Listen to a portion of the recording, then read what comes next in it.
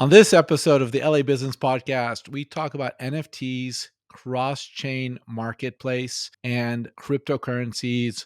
We talk about the gaming aspect, the creation aspect, the minting aspect. Let's jump right in to this week's episode of the LA Business Podcast.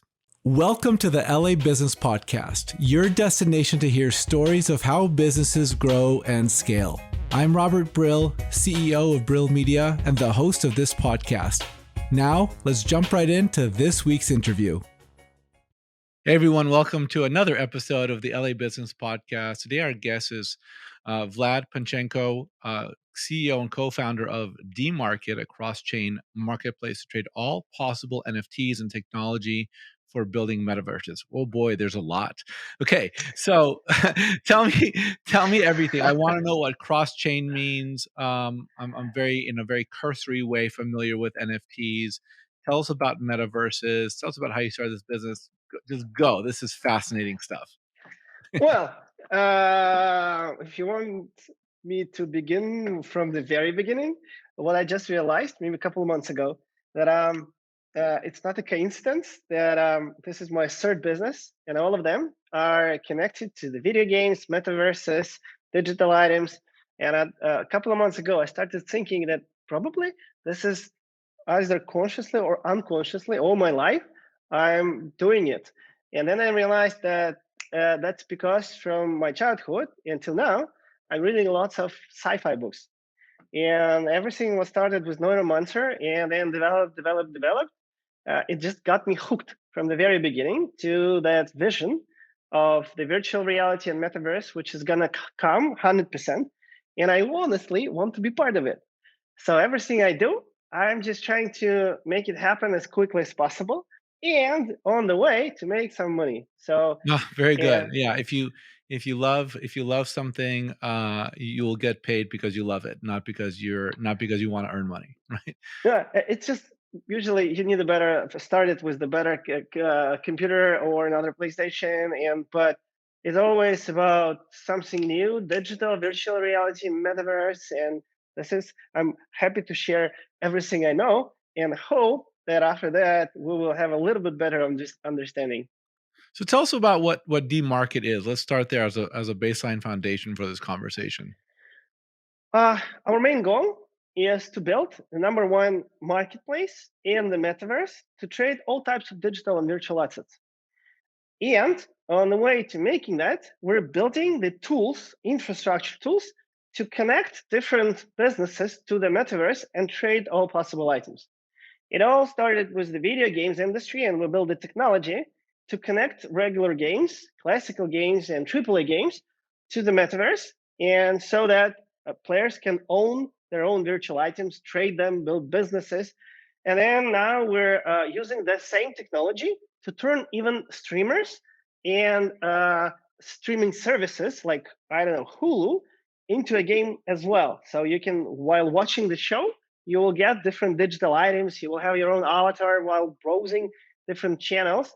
And again, connect that entertainment to the metaverse, where Ah, this is you, your digital avatar with your items, with your experiences, with your social life, business life.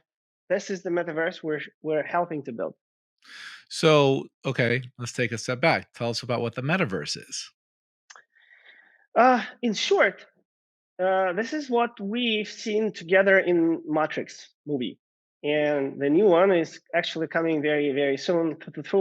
I'm hoping I hope it's gonna be at least the same good as the first one, Yeah. and the second one, and the third one.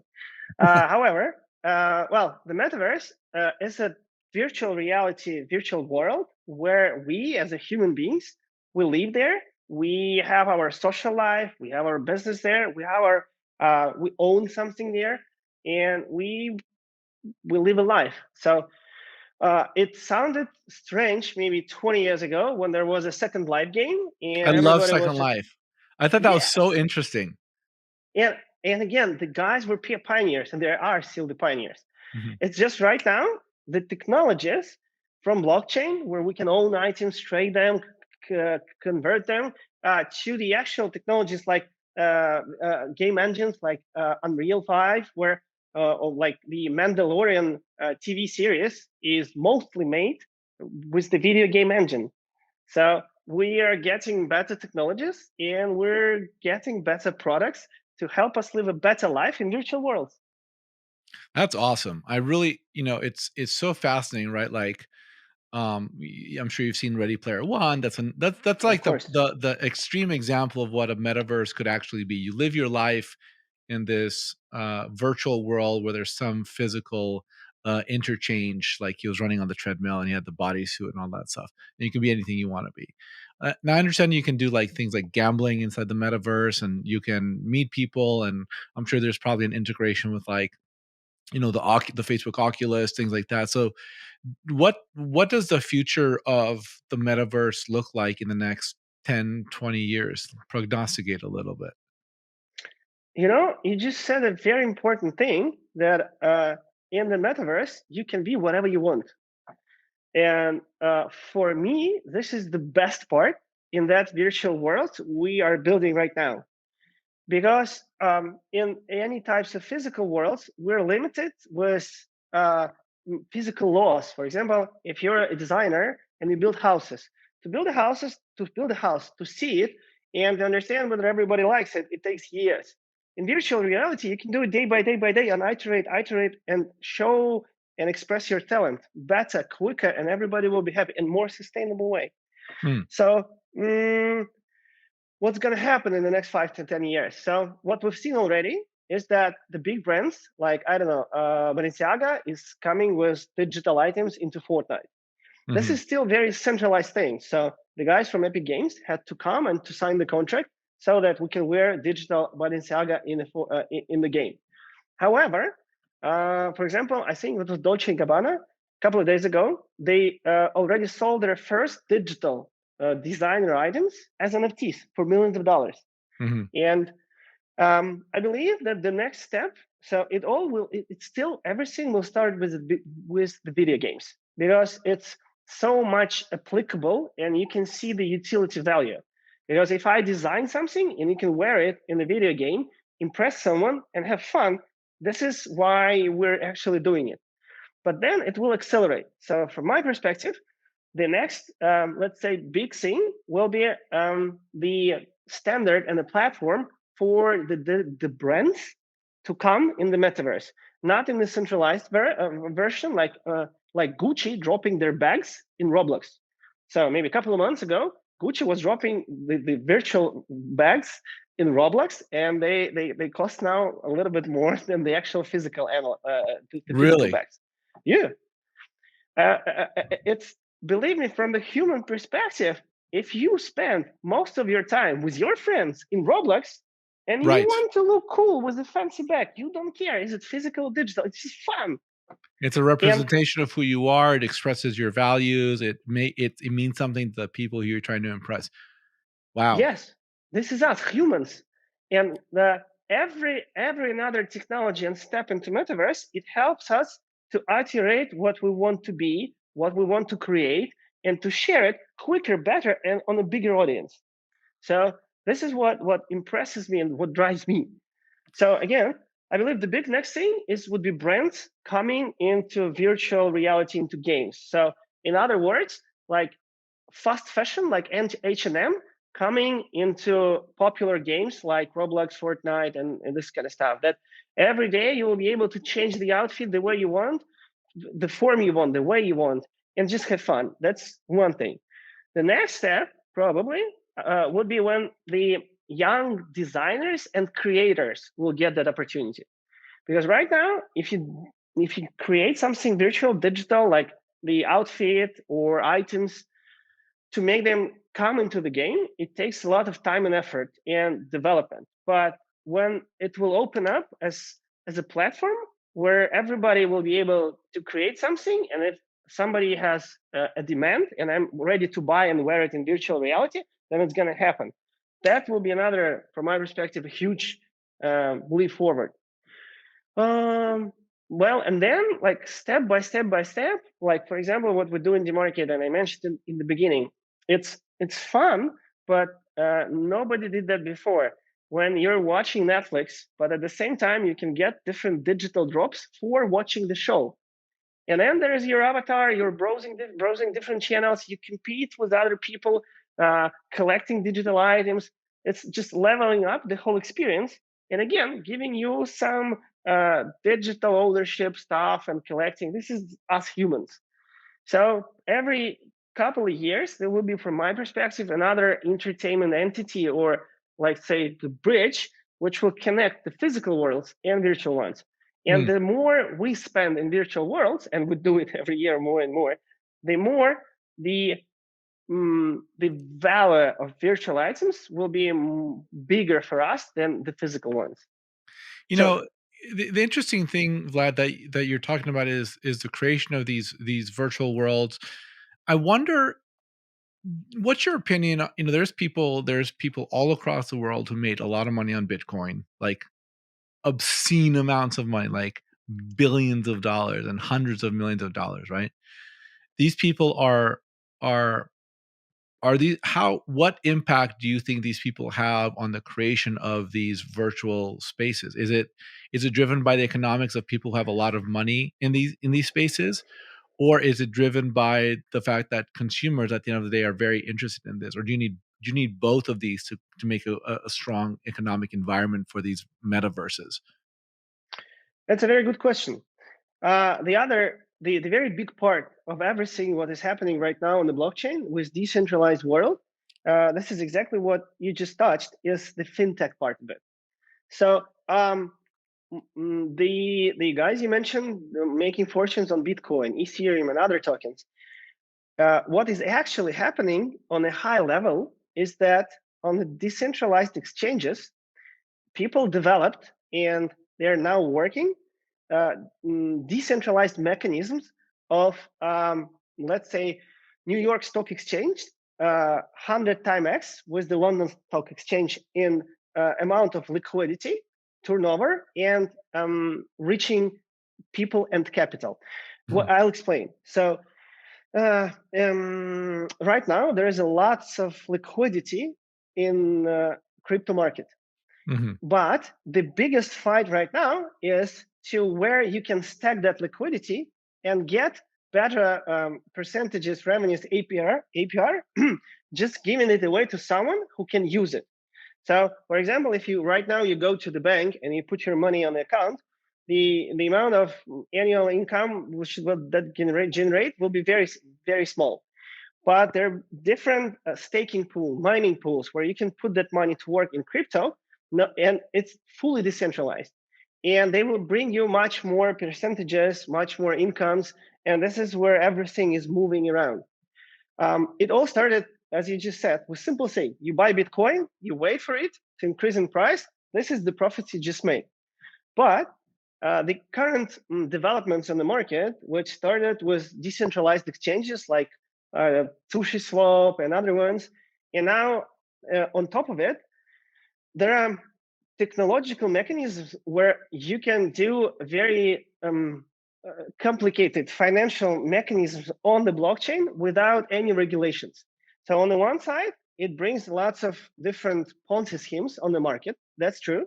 But on the other hand, it brings a lots of liquidity in people who can either touch that liquidity and build something on top of it, or put something on that pool of liquidity and get some annual revenues from it. And this is how it works. Maybe I'm not very easy guy to explain, but imagine that again, there is New York Stock Exchange, and the amount of regulations in the last couple of 100 years is amazing. So to sell something, massive buy something, massive regulation, making yeah. it So incredibly difficult, and the yes, annual percentage yield is dramatically low, mhm, almost close to 0. yes, and sometimes, for example, in Europe, now they're charging you if you don't invest money, just keep it on the bank account.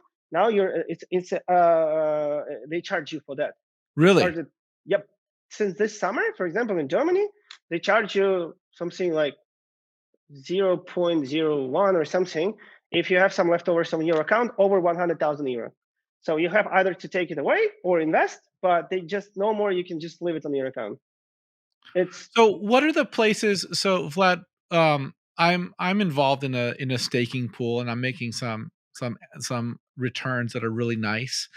What where do you recommend, based on your knowledge of the marketplace, what are some places that people, and this is not financial advice, no one is giving financial advice, talk to someone who's an expert, talk to your lawyer, talk to your financial guidance, right? But just people talking here, what are some places that you've seen or that you might know of who that where people can investigate having a higher APY on staking pools?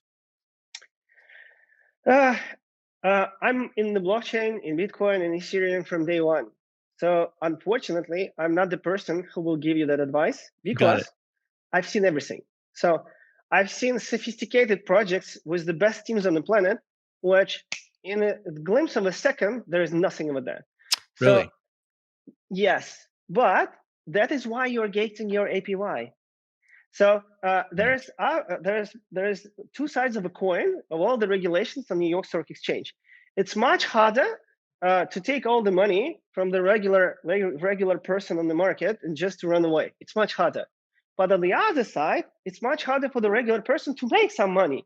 Right. So that's why when we, and I also have some money in staking, I have in crypto, in tokens, and investing in Mhm. projects. But Mhm. the risk is Dramatic. crazy big. Yeah, it's dramatic. You just have to accept that. So Have to accept the this is risk. the only very important part. Even investing in Bitcoin, the risk is dramatic. The last year, we've seen how Bitcoin was like $4,000.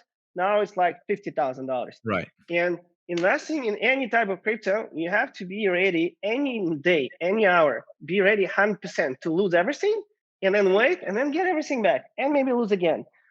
I Well, I saw a post, I think probably on TikTok, talking about Shiba Inu, how, yeah, and I yeah. don't remember the exact months, but it's like if you invested $1,000 in Shiba Inu in month 1, month 2, it was, like, worth $2, and then month 3, it was worth, like, $30,000, and month, like, 6, it was worth, like, $17,000,000, like, some crazy ridiculous Yeah. amounts. But but if you've invested in Tesla in the very beginning, you will have the same. If you've invested in Amazon in the first couple of years after listing, you will have the same, even better. So Amazon stock performed better than Bitcoin.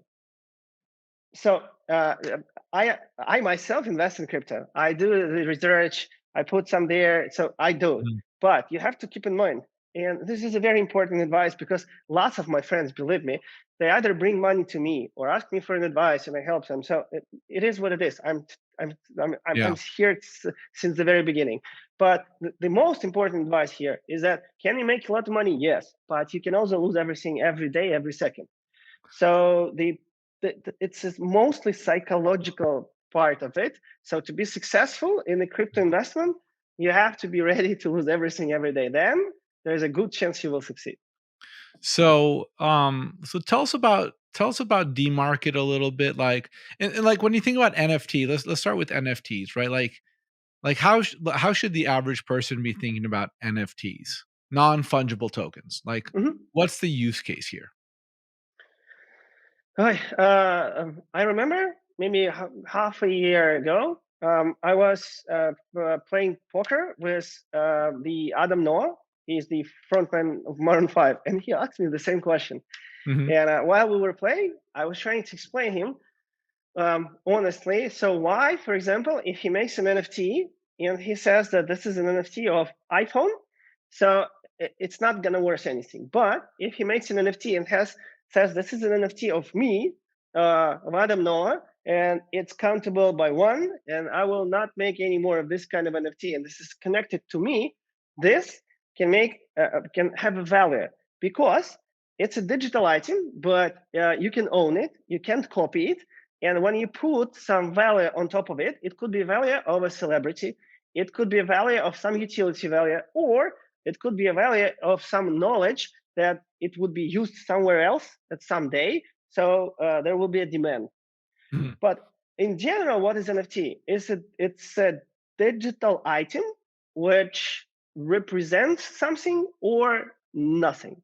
So it's just a digital item with the most important part of it that it can't be copied or forged.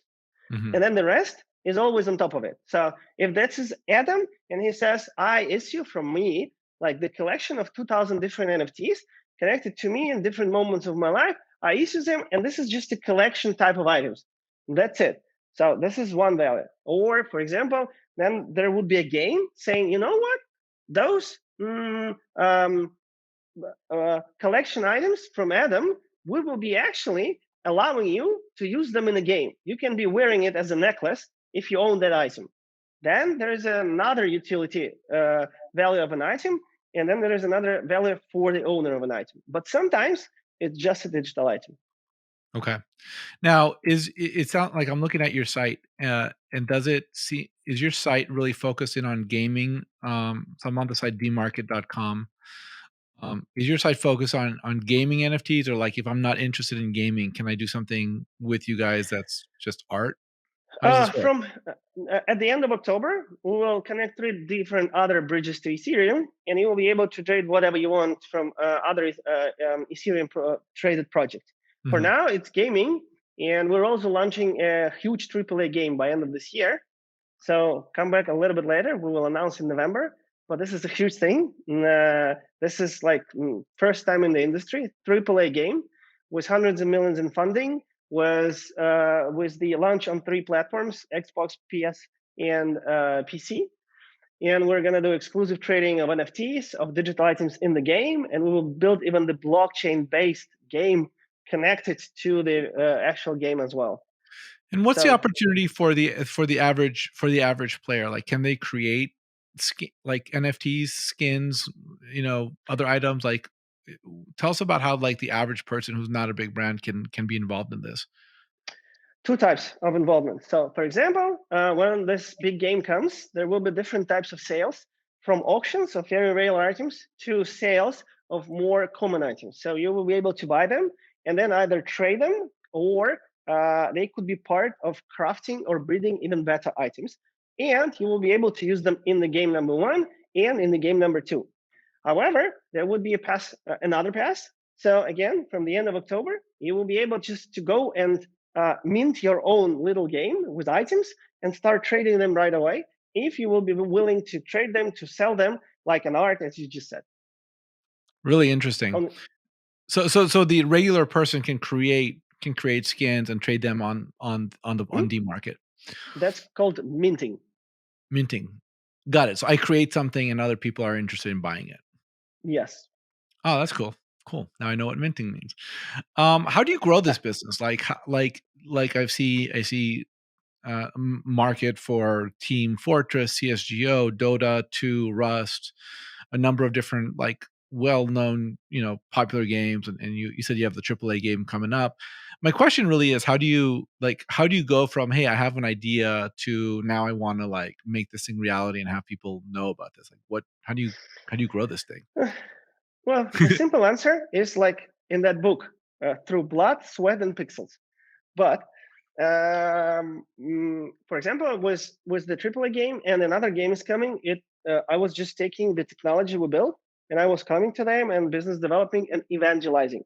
Mhm, Because usually the game developer, where they know even less than the regular person about the blockchain.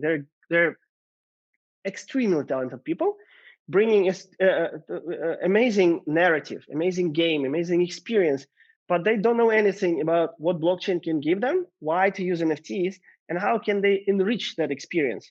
So we're providing them the technology and explaining them how to use it and make it a better product for everyone. mhm, So it's sometimes just knocking the door and telling the story. However, again, there will be self-onboarding on the platform with all the documentation where you can just self-onboard and start trading right away. But for example, with that streaming provider, because we're also coming live in November with mhm. a huge streaming provider with like 50 million monthly active users, and doing the whole gamification with NFT drops and crafting. So with them, uh, uh, it all started when we signed one of the biggest esports teams on the planet, Navi. It was maybe a year ago. So we signed the contract with them, and we developed the technology where if you are watching Twitch and you're a fan of Navi, we can track whether you watch it and then drop in your inventory in a companion app on the phone different items. It could be different skins from the game or digital items, or it could be some even physical items. because we got sponsorship from Logitech, from Lenovo, and we were dropping different parts of, for example, mouse. You can craft it and you can trade it back and forth in the marketplace, or you can claim it and they are sending you actual physical mouse. However, it wasn't that easy because the first big launch with Navi, it was maybe 50,000 active players concurrent. Everything fell down maybe after 5 minutes because we didn't expect people to trade, to craft, and exchange so many items. And the second launch, the big second launch, was also a fail. But the third one actually worked. The fourth one worked. And then we took the technology to the OTT provider, and that was the main selling point for us because we just shown them that it works. They didn't believe it because I remember that the meeting with the owners, and when I saw the whole idea that having that Hulu, no, they're like Hulu, and 50 million people watching it every month, it's already an entertainment in a game. So why don't they just level it up with the avatars, with items, with crafting, with drops? When they clicked, they said, "Oh, we want it right away. It's an amazing USP for us, and we'll make tons of money." But then there was a second meeting. They called us like 2 hours after the whole meeting, the big meeting, and said, "We want to do that, but let your product team talk to our product team." And then they took my presentation, and their product team opened it up, and they said, "All right, what actually works?" There are like 15 slides, like dropping, crafting, exchanging, leaderboards, daily crafts, everything. So what actually works? And my guy said, like, well, everything works. And they just opened up the website and went through the whole presentation. And that was the quickest conversion I ever had with the business development because, like, we started in building it into the platform like next day. So a lot of the growth is partnerships and relationships, yes? It's always a two-way road because on the one hand, when we do the huge AAA game and a huge OTT provider, everybody else will know about it, will want to come and trade side by side because everybody understands this is the audience, this is the revenues and everything else. So one is the business development where I go. I have two more people helping me in LA. I have a little team in London, financial small, and R&D office, 100 people in Kiev. Wow. But there is a second part of it where there is a self-onboarding, where if you're a double A game developer or you're a streamer, you can just come over, download the docs, onboard, and start dropping. So two-way road. Amazing. How did the pandemic affect you guys? I mean, more people are home, probably spending more time gaming, getting into new hobbies. Did it benefit you, the business in some way? Boy, it's interesting. It was interesting. No, well, the revenues really went up, so I can't complain. Yeah. However, when everybody was at home, we lost maybe 30 to 40% of our velocity. This is number Oof. one. Yeah. Yeah, that's a lot. And then somewhere mid autumn, I actually had to spend lots of time with my team here and there, actually helping with, let's say, the vaccination, then with some hospitals, then with some medicals, because it was a mess. But by end of, I think, September, everybody was vaccinated and everybody was healthy. And then the second dose. So, but it was new for me because I'm a businessman and I had to do a lot of like medical job for the team. But it was fun. It felt like we're at war. We're in trenches, and we have to help each other, and we did. Amazing. Amazing. So Vlad, tell us where people can find you and DMarket. Well, I live in Santa Monica, and again, no complaints. Probably Yeah. best best place in the world. Recently, one of the social networks reminded me like it was a 10-year old post when I was first there, and I was saying, "Oh, I love it so much. Never felt better." And now, like for the last 4 years, I live in Santa Monica, and I still spend some time in Ukraine because the whole development office is there. I spend lots of time also in London because big part of the market is fintech. We have like 56 different payment methods coming in and paying out. We pay Oof. out millions of dollars to traders every month. And compliance, KYC, IML, crazy, killing me. But this is unfortunately or fortunately the real world where we still sometimes have to live in. So how do Uh, you deal with all that? How do you deal with all the compliance and stuff that I assume you didn't go into business to deal with compliance, right? Like, how do you mm, what's your infrastructure to handle that? I'll be honest. If I knew from the very beginning how big part of all the development would be legal compliance and everything, I wouldn't do it. I really wouldn't do it. I was just no, no, no, no, no. I just don't want to kill me, kill me. No, but it just was unveiling one by one, and then like 2 years later, after 2017, I understood that like half of the time and half of the money we spend on compliance. Mhm. But now we have unique things which nobody else has, because we actually can transact crypto, we transact fiat money, we pay out millions of dollars, and it works. But this is not the business I wanted to do. And I'm so happy I have my Tamara co-founder. Tamara is my co-founder, she's CFO, and she runs that part of the business. Right. You need a good financial so Tamara Slanova, she's Mhm. a co-founder. Fantastic. You definitely need that person who balances out the things that you don't want to do. I have a few people like that in my team as well, and it's fantastic. It's glorious. Yes, Like, yes. we have an incredible bookkeeper. And she makes invoicing and all that stuff a lot better. Very important. Just I don't Oh want. yes, 100%. All right, so your website is dmarket.com, and it's for gamers, creators, people into the NFT space and gaming. Anything else we should know about DMarket in the last few minutes here? Uh, good question. I mean, I have so many weird stuff in my head that I don't even know Give which me one. exactly. Give me one. We like weird. Um. I don't mean to put you on For the spot. example, We don't have to do it. I'm yeah. curious. Well, I can share you something. For example, I would just would just put that into the production. It's a strange thing. I don't know where the money is, but I like the magic. So that game, the AAA game, we're onboarding. They have a contract with an energy drink. So inside the game, you will be able to drink an energy drink to replenish your health. Okay. So right now, we will be doing with that OTT provider, while you're watching the shows, you will be able to get the drops of energy drinks. Having 12 of them, if you have them 12, you can craft them into a pack. And that pack, you will be able either to send it to the game and then drink it for health replenishment, or you can claim it and the manufacturer will send the actual pack physically to your house. That's amazing. So wait, so you have to be watching over the top television.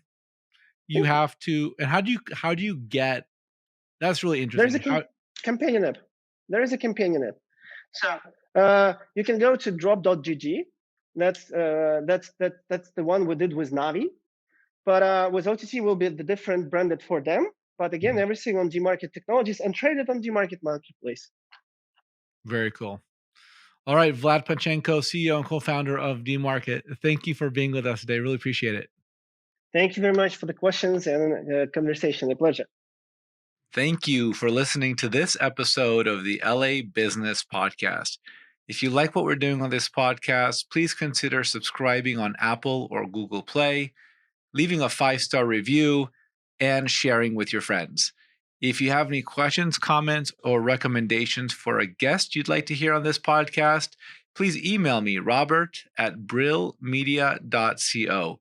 Thank you. Have a fantastic day.